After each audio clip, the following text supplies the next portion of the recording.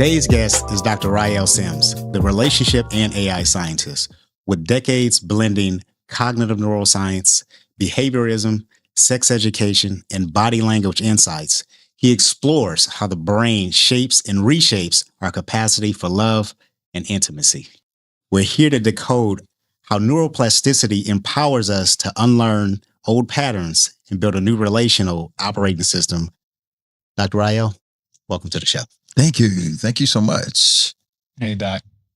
Been going back a while now and finally got you on my show. Yes, but thank you. Been wanting to ask you a couple questions from a man's perspective so that we can better ourselves in our relationships.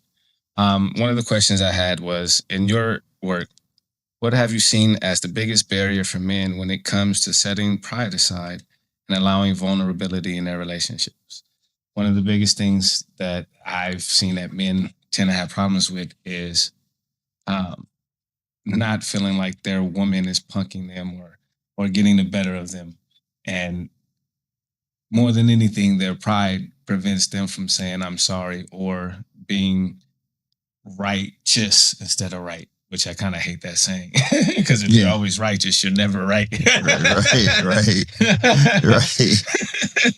But what is a good technique to try to recognize that pride and, again, set it aside so that we can better our relationships? Yeah, that's a really good question, because that's one of the things that I blame on our teaching as far as the man up thing and don't cry. And, you're the man, don't let anybody see you vulnerable, right? Mm-hmm. And I think it's important for us to be mindful and to understand where this really came from, because we're human, we're man and woman, right? And when it comes to that, I talk about this a lot when we are afraid to be vulnerable to, so you're in a relationship and you're afraid that this mortgage can't be paid this month, but you're afraid to articulate that to your significant other, right? Mm-hmm. And because I'm a man and I gotta be strong and I gotta keep this in.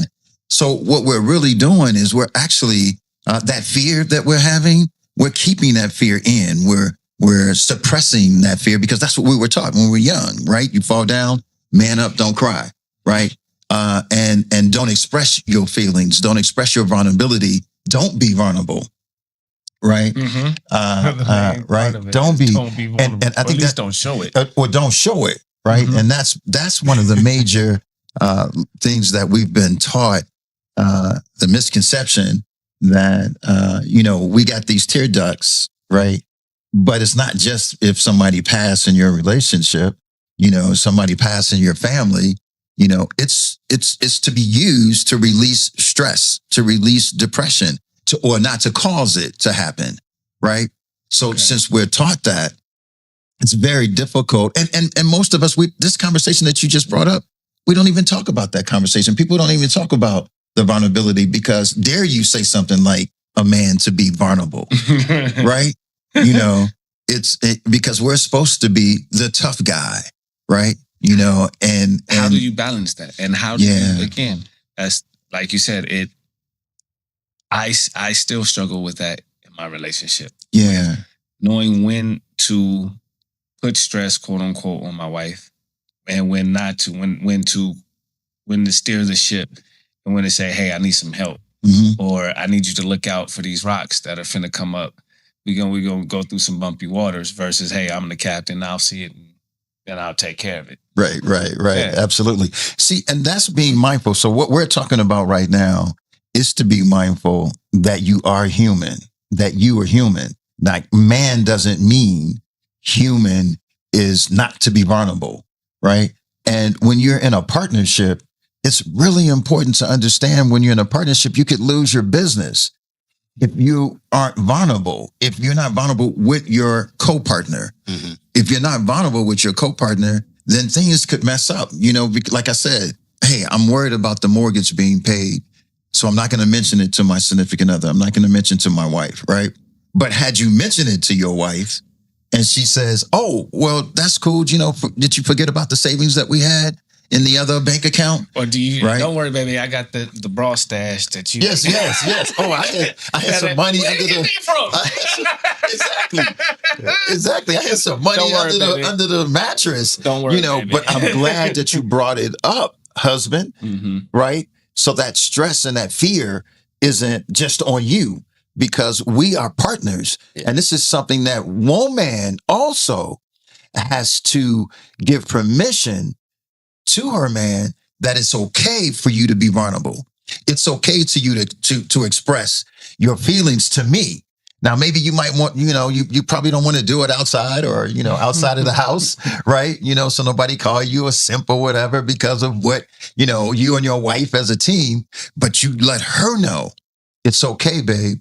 I mean, for the woman, let the wife know that it's okay for you to let me know that it's okay to be vulnerable, because it's so important. So what do? We have that conversation, and see, this is the wife having the conversation with the husband, explaining to the husband that it's okay for you to be vulnerable. It's important for you to be vulnerable, because if you're not, we can destroy the whole business, meaning house, kids, car, bills, and everything that we need to talk about. Because if we're a partner, if we are here in together as one, then we have to communicate as one. Again, I kind of want to pick up. I have a question, but I do want to pick up, and it's tied together here, because really what I hear is just habits, right? You said, the wife, your significant other, your partner, giving you permission to somewhat be vulnerable, right? And so always easier said than done, but what we're dealing with as men is just patterns, old habits, right? And so somebody can say something and it's good for a minute, but you fall back into just the thing that you've been. And so my question is, what, I don't want to say exercises, but that's what's coming up in my head. Like, what can we do as men to sort of create these new habits, right? Yeah. And then what do we do? Like, once these new habits are created, like, how do we prevent the relapse into old habits, right? Yeah. Because sometimes triggers, stresses, that's what causes us to go back. That's right. Absolutely. Because that's what we know. That's what we feel safe. Absolutely. So, from that perspective, I'm like, again, how do we form these new habits, right? Yeah. Okay, great. What do we need to do to condition ourselves to now stay in the space? And if we do relapse, what does that look like? Yeah, absolutely. So our self-talk is very important. Yeah. So just as what we're saying, right? And the men who are listening, right, have to actually either, you could, have some therapy, or you could self-talk. You could say now that you've heard what we're talking about is like, okay, well, let me change. Let me alter, this pattern that I've learned for so long, right? So, and so what does that look like? That looks like talking to your significant other and having a conversation as to monitor me. So if it seems like I'm in my pattern, please remind me, right?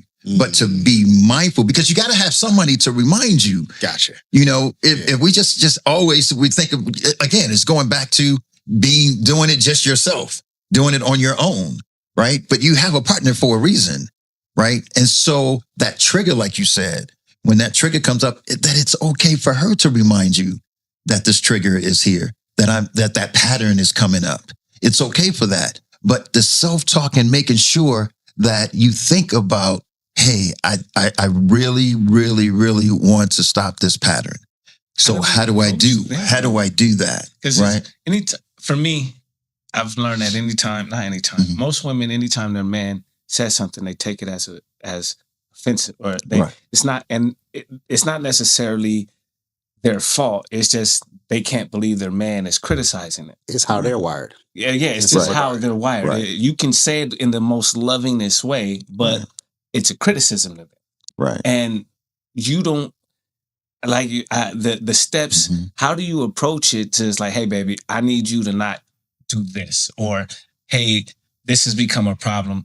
But regardless of how you say, or not regardless, it becomes, how do you approach it without them? Or even if they do take offense, how do you then bring it back to, hey, I don't want to offend you. I want to talk about how this triggers me. Yeah. How this bothers me. Yeah. And that's the key, what you just said. How I feel, how it bothers me. What this does has an effect on me. So now you're not putting it on her. You're saying, for instance, when somebody says something and you say, what you just said, that hurt. So now it's just on you. What you just said, that hurt. And so now she's feeling, oh, you're not blaming it on me. You're saying what was said hurt you because you are a human. Okay. And during that period, this is a great time to have this, how do we communicate to each other? So the mirroring, are you guys familiar to the mirroring? Yeah. No, I'm not. Okay. So the mirroring communication is, so it doesn't come across as me criticizing you. I want you to just hear the way, and this is the way you would do it. So when you're saying something to her, and mirroring is saying to yourself, what I'm hearing you say is, okay, right? Yeah. And then you repeat it. Okay. And then when you repeat it, then you ask, do I have it right? Or is there more? Yeah. Yeah. And then she could say, there is more, or there isn't more, or I do get it. Right.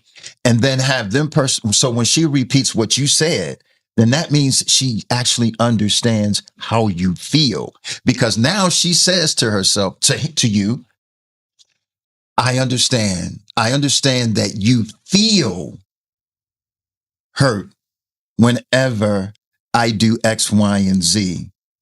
Right. And that is making sure that the both of you get each other. It's a great communication, because that communication style isn't just, you don't have to just use it in relationship. Yeah. You use it in life, period. Yeah. It allows you to slow everything down. It's absolutely. Like, let me just verify that what you're saying is this. And she's going to say either yes or no. When she says no, that means we continue the conversation until we find that alignment. Until we find that alignment. And it prevents arguments, right? Prevents arguments. Misunderstanding, like and allowing her to repeat it.